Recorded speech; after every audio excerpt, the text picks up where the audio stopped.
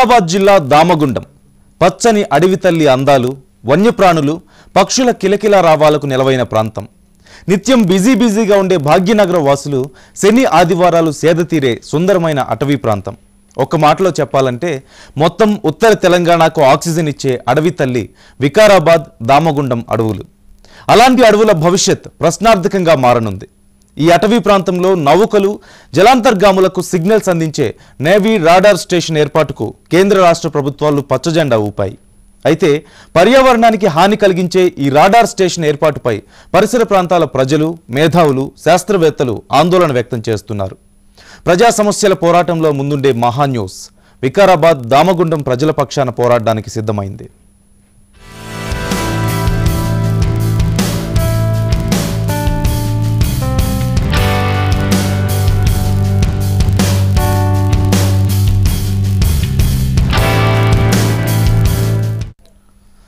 వికారాబాద్ జిల్లా దామగుండం అడవిలో navy radar station ఏర్పాటుకు కేంద్ర రాష్ట్ర ప్రభుత్వాలు గ్రీన్ సిగ్నల్ ఇచ్చాయి. అయితే ఈ వెరీ లో ఫ్రీక్వెన్సీ ట్రాన్స్మిషన్ కేంద్రం ఏర్పాటు కారణంగా వందల ఏళ్లుగా అటవీ ప్రాంతంలో ఉన్న చెట్లు నేలమట్టం కానున్నాయి. అడవిలో బ్రతుకుతున్న వన్యప్రాణులు అంతుచిక్కని వ్యాధుల బారిన పడే అవకాశం ఉంది. అంతేకాకుండా అటవీ పరిసర ప్రాంతాల్లో ఉన్నటువంటి గ్రామస్తులు ప్రమాదకరమైన రోగాల బారిన పడే అవకాశం ఉంది. లో ఫ్రీక్వెన్సీ సంకేతాల వల్ల క్యాన్సర్, డిప్రెషన్, అల్జీమర్స్ వంటి సమస్యలు వచ్చే ప్రమాదం ఉందని నిపుణులు చెబుతుండటంతో మరింత ఆందోళనకు గురవుతున్నారు. అయితే అగ్రగామి దేశాలే విఎల్ఎఫ్ టెక్నాలజీ వాడకాన్ని నిలిపివేస్తే మన ప్రభుత్వాలు దీన్ని ఎందుకు అంగీకారం తెలిపాయని స్థానికులు ప్రశ్నిస్తున్నారు.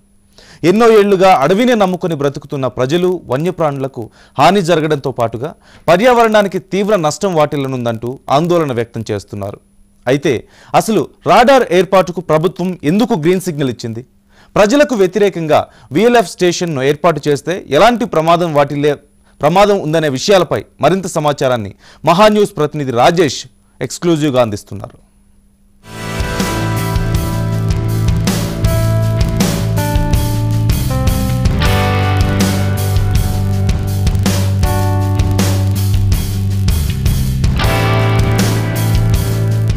వికారాబాద్ ఈ పేరు చెబితే హైదరాబాద్ ప్రజలకి ఒళ్ళు జలతరిస్తుంది. దాదాపు హైదరాబాద్లో నిత్యం రద్దీగా ఉండేటటువంటి హైదరాబాద్ నగరవాసులు కానివ్వండి, చుట్టుపక్కల ఉన్నటువంటి నగరవాసులు కానివ్వండి, ప్రతి శని ఆదివారాలు వారు స్వేద తీరడానికి ఈ ప్రాంతానికి వస్తుంటారు. దాదాపు ఈ అటవీ ప్రాంతంలో అనేక టూరిస్టు ప్రాంతాల నుంచి కూడా ఈ అటవీ ప్రాంతంలో స్వేద తీరడానికి వస్తారు. అయితే ఈ ప్రాంతంలో కొన్ని వేల మొక్కలు, అదేవిధంగా కొన్ని వేల జంతువులు కూడా ఈ ప్రాంతంలో ఉన్నాయి. అయితే ప్రాంతం మరికొన్ని రోజుల్లో కనుమరుగు కానుంది. కేంద్ర ప్రభుత్వం నేవీకి సంబంధించినటువంటి నౌకా సమాచార కేంద్రం నేవీ రాడార్ స్టేషన్ను ఇక్కడ నెలకొల్పబోతుంది. దాదాపు దానికి సంబంధించి కేంద్ర రాష్ట్ర ప్రభుత్వాలు ఇప్పటికే ఒక అవగాహనకు వచ్చినాయి. దాదాపు ఈ ప్రాంతంలో 2900 ఎకరాలు నేవీకి అప్పజెబుతూ కూడా ప్రభుత్వం ఇప్పటికే పర్మిషన్ ఇచ్చినట్టు తెలుస్తుంది. దీనిపై దాదాపు ఈ చుట్టుపక్కల ఉన్నటువంటి గ్రామాల ప్రజలు మాత్రం అబ్జెక్షన్ చెబుతున్నారు. ఈ నేవీ రాడార్ కేంద్రాన్ని ఏర్పాటు చేస్తే మా భవిష్యత్తే ప్రశ్నార్థకం అవుతుంది. ఇక్కడ ఉన్నటువంటి కోట్ల మొక్కలు, వేల జంతువులు కూడా సర్వనాశనం అయిపోయే అవకాశం ఉంది. అదేవిధంగా మనుషులకు కూడా అయితే దీనికి సంబంధించిన అనేక జబ్బులు చోటు చేసుకునే అవకాశం ఉంది. కాబట్టి ఎట్టి పరిస్థితుల్లో ఈ రాడార్ కేంద్రాన్ని ఏర్పాటు చేయడానికి మేము ఒప్పుకోమంటూ ఈ గ్రామాల ప్రజలు ఉద్యమ బాట పడుతున్నారు.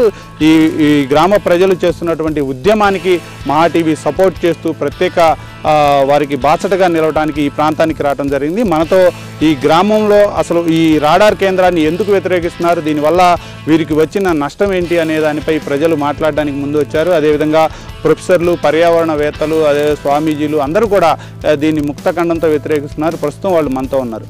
సార్ చెప్పండి, ప్రొఫెసర్ పురుషోత్తం గారు, సార్ చెప్పండి, ప్రత్యేకంగా ఈ ప్రాజెక్ట్ని వ్యతిరేకించడానికి కారణం ఏంటి? ఏదైనా కేంద్ర ప్రభుత్వం ఒక ప్రాజెక్ట్ తీసుకొస్తుందంటే దానివల్ల ఎంతోమందికి ఉపాధి కలుగుతుంది అన్న కోణంలో అందరూ కూడా స్వాగతిస్తారు. కానీ ఈ ప్రాంత ప్రజలు ఈ రాడార్ కేంద్రాన్ని వ్యతిరేకించడానికి కారణం ఏంటి? కేంద్ర ప్రభుత్వం ఏదన్నా డెవలప్మెంట్ యాక్టివిటీ అనుకున్నప్పుడు దానిపైన వాళ్ళు అనుకున్న డెవలప్మెంట్ యాక్టివిటీ ప్రభావం పర్యావరణం పైన ఏ విధంగా ఉంటుందని ఒక నివేదిక తయారు చేయాలి. దాన్ని EIA అంటారు, ఎన్వైరన్మెంటల్ ఇంపాక్ట్ అసెస్మెంట్ రిపోర్ట్ తయారు చేసి ప్రజలకు అందుబాటులో, అంటే ఈ ప్రాంతంలో ఒక 50 కిలోమీటర్ రేడియస్లో ఉన్నటువంటి గవర్నమెంట్ బిల్డింగ్స్లలో MRO ఆఫీసు, సర్పంచ్ ఆఫీసు, గ్రామ పంచాయతీ, కలెక్టరేటు అంతటా పెట్టాలి.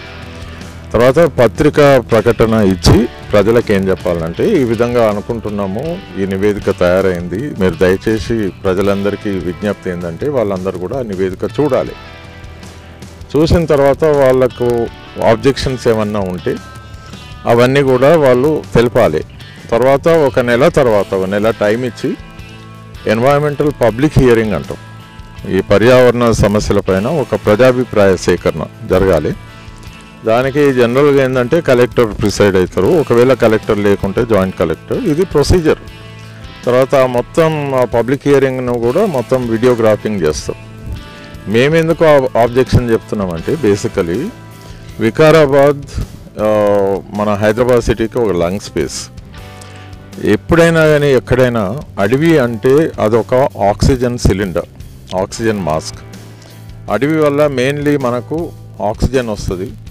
Every forest is a water tower, particularly గుట్టలు, వికారాబాద్ గుట్టలు ప్లస్ ఫారెస్ట్, ఇది ఒక water tower, it is a water sink, ఇది ఒక కార్బన్ సింక్. సో ఇన్ని బెనిఫిట్స్. ఇది కాకుండా it is the store house of biodiversity, జీవ వైవిధ్యానికి ఇది నిల్వ. మరి ఇట్టి పరిస్థితులలో దీన్ని కాపాడుకోవాలి. అదేవిధంగా ప్రొఫెసర్ వివి సుబ్బారావు గారు ఉన్నారు, సైంటిస్ట్ ఈయన. సార్ చెప్పండి, ప్రధానంగా ఈ ప్రాజెక్ట్ని వ్యతిరేకించడానికి కారణం ఏంటి, దీనివల్ల వచ్చే అనర్థాలు ఏంటి, మీరు చేసిన స్టడీ ఏ విధంగా ఉంది? మూసీ నది పుట్టిన ప్రాంతంలో దీన్ని ప్రపోజ్ ఇస్తుంది కనుక మూసీ నది ఇప్పటికే 8,000 చదరపు కిలోమీటర్ల తన ఏరియాని అటు పట్టణాలకి, నగరాలకి, అన్నింటికి కూడా కోల్పోయింది. మూసీ నది 12,000 చదరపు కిలోమీటర్ల విస్తీర్ణంలో ఉంది.